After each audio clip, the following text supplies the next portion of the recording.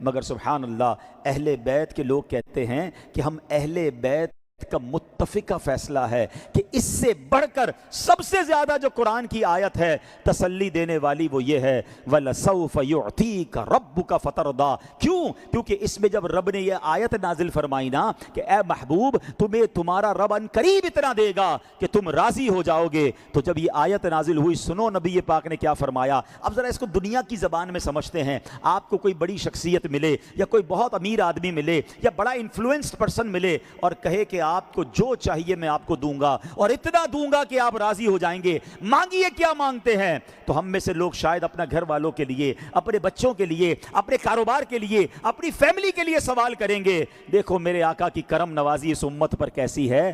آقا فرماتے میں اس وقت تک راضی نہ ہوں گا جب تک اپنے ایک ایک امتی کو جنت میں داخل نہ کروا لوں۔ وَلَسَوْفَ يُعْتِيكَ رَبُّكَ فَتَرْضَىٰ۔ کیسی شاندار آفر ملی نبی پاک کو، مگر ہم سے پیار کتنا ہے کہ آقا فرماتے میں نے راضی نہیں ہونا جب تک میرے ایک ایک امتی کو جنت میں داخل نہ کروا لوں۔ اے غلاموں اس آقا کا میلاد کیوں نہ منائیں، ان سے محبت کیوں نہ کریں جو قیامت کے دن بھی ہمیں یاد رکھیں گے۔ ایک حدیث پاک سنیں، ایمان تازہ ہو جائے گا۔ میرے آقا علیہ السلام فرماتے ہیں حدیث کا مضمون ہے قیامت کا دن ہوگا، میں اپنے رب کی بارگاہ میں کھڑا ہوں گا اور مجھے ڈر یہ ہوگا۔ اب ذرا امیجن کریں امتیوں کو کیا ڈر ہوگا کہ کہیں ہمیں جنت میں جانے سے روک نہ لیا جائے۔ آقا پتہ کیا فرماتے ہیں صلی اللہ علیہ وسلم، مجھے یہ ڈر ہوگا کہ کہیں مجھے جنت میں نہ بھیج دیا جائے اور میری امت پیچھے نہ رہ جائے۔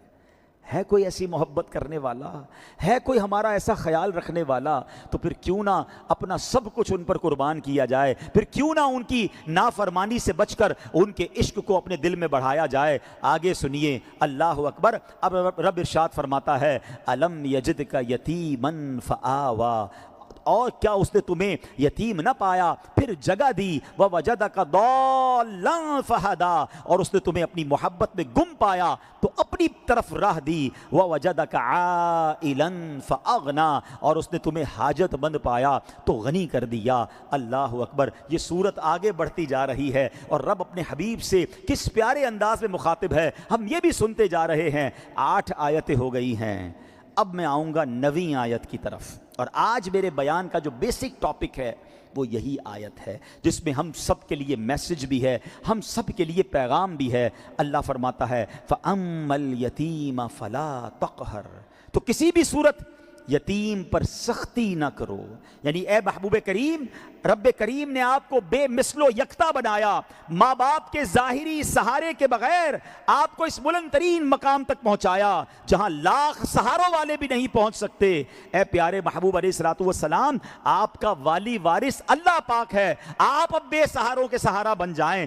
یتیم جس کو ماں باپ کا سایہ میسر نہ ہو، اے محبوب ذیشان علیہ الصلوۃ والسلام، آپ اس کو اپنے دامن رحمت میں لے لیجئے۔ اللہ اکبر۔ یہ وہ وقت تھا جب نبی پاک جس قوم پر تشریف لائے نا، وہاں یتیموں کے حقوق پامال کرنا یہ نارمل سی بات تھی۔ بیچارے یتیم جن کے والد دنیا سے چلے جاتے تھے، ان کو طرح طرح سے اس زمانے میں ستایا جاتا تھا، ان پر ظلم کے پہاڑ توڑے جاتے تھے، بری نظروں سے دیکھا جاتا تھا، معاشرے میں ان کو کوئی اہمیت نصیب نہیں تھی۔ اگر والد وراثت میں مال چھوڑ جاتا، رشتہ دار اس پر ناحق قبضہ کر لیتے، بچہ تو نابالغ ہوتا تھا، اس کو تو پتہ ہی نہیں ہوتا تھا مال کیا ہے، اس کے رشتہ دار، اس کے جناب چچا یا خاندان کے لوگ اس پر قبضہ کر کے اور اس بچے کو بتاتے ہی نہیں تھے، وہ غریب رہ جاتا۔ اگر بچی یتیم ہوتی تھی تو بیچاری کا حال ہی برا ہو جاتا، لالچ کی وجہ سے رشتہ دار اس سے شادی کر لیتے، مال پر قبضہ کرتے، مال ہڑپ کر جاتے، پھر طلاق دے کر دھکے کھانے کے لیے چھوڑ دیا کرتے۔ اے میرے پیارے اسلامی بھائیوں،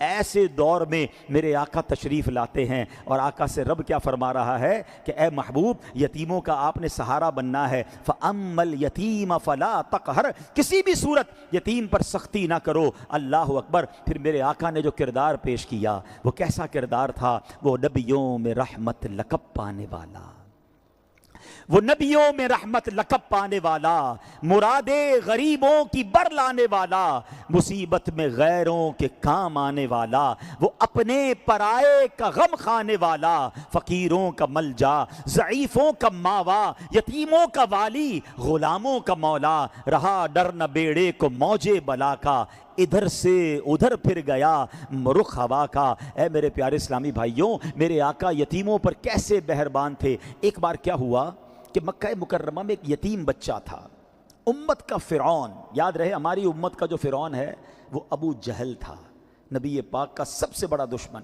معاذ اللہ۔ اس نے ایک اس یتیم کی پرورش کی ذمہ داری لے لی، اور جو اس بچے کو مال ملا تھا وہ مال بھی اس نے قبضہ کر لیا۔ اب چاہیے تو یہ تھا کہ ابو جہل اس کی اچھی پرورش کرتا اور اس کے مال کو جب یہ بالغ ہو جاتا اسے لوٹا دیتا، مگر وہ تھا ہی بدبخت، اس نے تو یہ کیا ہی اسی لیے تھا کہ اس کے مال پر قبضہ کر لے، حرص و ہوس تھی اسے، اس نے یتیم کی پرورش کرنے کی بجائے اس کے مال پر قبضہ کر لیا۔ ایک دن یتیم بچہ آیا اور اس نے کہا کہ میرا مال دے دے جو میرے ابو چھوڑ کر گئے ہیں۔ اس بدبخت نے مال دینے کی بجائے اس کو ذلیل کر کے، برا بھلا کہہ کے، دھکے دے کے گھر سے نکال دیا۔ اب قریش کے سرداروں نے اس یتیم سے کہا کہ تم ایسا کرو، تمہارے ساتھ زیادتی ہوئی ہے نا، ابو جہل نے ظلم کیا ہے، تم ایسا کرو مسلمانوں کے نبی محمد صلی اللہ علیہ وسلم کے پاس جاؤ، وہ تمہاری مدد کریں گے۔ اچھا، انہوں نے ٹونٹ کے طور پر، طنز کے طور پر یہ کہا تھا کہ جاؤ وہ مدد کریں گے، ان کو پتا تھا اسلام کا ابتدائی دور ہے، ویسے ہی دشمن بہت سارے مکے میں، نبی پاک تو اس کی مدد کیسے کریں گے۔ وہ یتیم پہنچ گیا پیارے آقا کی بارگاہ میں، کہا حضور میرے ساتھ ایسا ہوا ہے، ابو جہل نے میرے مال پہ قبضہ کر لیا ہے۔ اللہ اکبر، نبی پاک علیہ السلام نے کیا کیا، اللہ کا بھی حکم تھا نا، اور آقا تو یتیموں پر مہربان ہیں، نبی پاک نے فرمایا چلو چلتے ہیں ابو جہل کے پاس۔ اب سارے لوگ حیران ہیں کہ پیارے آقا اس کے پاس جا رہے ہیں جو پہلے ہی دشمن بنا بیٹھا ہے، پہلے ہی مسلمانوں کو تکلیف دیتا ہے، اس کے آس پاس تلوار والے بڑے سپاہی ہیں۔ نبی پاک جیسے ہی اس کے گھر میں گئے نا، تو اب قریش کے سرداروں نے کہا آج تو ابو جہل نے بڑا آکڑ دکھانی ہے، معاذ اللہ بڑا اس نے جو نا ریٹیلیشن کرنا ہے۔ مگر ہوا کیا، نبی پاک جیسے ہی اس کے پاس گئے وہ مرحبا کہہ کر کھڑا ہوا، استقبال کیا، فوراً ہی یتیم کا مال اس نبی پاک کے حوالے کر دیا کہ حضور آپ اسے دے دیں۔ قریش کے سرداروں نے کہا یہ تم نے کیا کیا، اتنی تعظیم ان کی کر لی، ان کے کہے بغیر تم نے سارا مال دے دیا۔ ابو جہل کہتا ہے بات یہ ہے خدا کی قسم، میں نے جب محمد علیہ الصلوۃ والسلام میرے پاس تشریف لائے، میں نے غیبی نیزہ دیکھا اور مجھے ڈر لگا اگر میں نے ان کی بات نہیں مانی تو یہ نیزہ مجھے پھاڑ ڈالے گا، اس لیے میں نے فوراً مال دے دیا۔ یہ میرے آقا کا معجزہ بھی ہے، مگر اس معجزے میں ہمیں پتہ کیا چل رہا ہے کہ نبی پاک یتیموں کے مددگار ہیں۔ اچھا، نبی پاک علیہ الصلوۃ والسلام کو رب نے فرمایا فَأَمَّا الْيَتِيمَ فَلَا تَقْهَرْ، کسی بھی صورت یتیم پر سختی نہ کرو۔ یہاں جو لفظ تقہر استعمال ہوا ہے نا، اس کا معنی علماء نے لکھا ہے فَلَا تَعْبِسْ، یعنی اے محبوب یتیم کے سامنے آپ کے ماتھے شریف پر بل بھی نہ آنے دیجئے۔ بعض اوقات کچھ لوگوں کا پرابلم ہوتا ہے، مدد بھی کرتے اور غصہ بھی دکھا رہے ہوتے ہیں، ہیلپ بھی کرتے مگر ناگواری، چلو یار لے جاؤ یار، ہر وقت مانگنے آ جاتے ہو، آئندہ مت آنا، یعنی پیسے بھی دے رہے ہیں، ڈانٹ بھی رہے ہیں، ستا بھی رہے ہیں، درد بھی دے رہے ہیں۔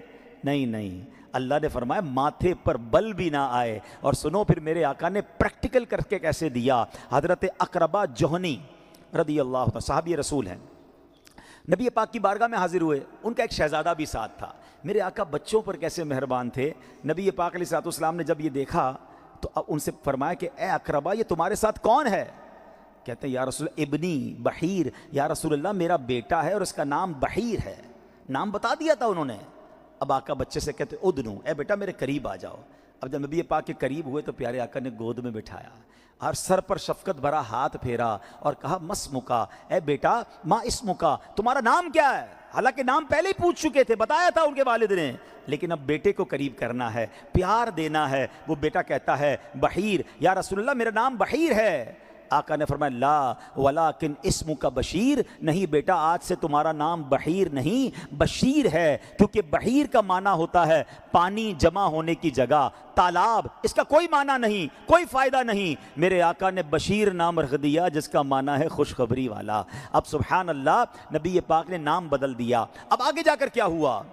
سبحان اللہ، حضرت بشیر فرماتے ہیں کہ میری زبان میں لکنت تھی، پیارے آقا علیہ السلام نے اپنا لعاب میرے منہ میں ڈال دیا، اس کی برکت سے میری لکنت ٹھیک ہو گئی۔ کہتے ہیں میرے سر کے بال پورے سفید ہو گئے، بڑی عمر ہو گئی، وہ بتاتے پورے سر کے بال سفید ہو گئے، مگر جس جگہ میرے آقا نے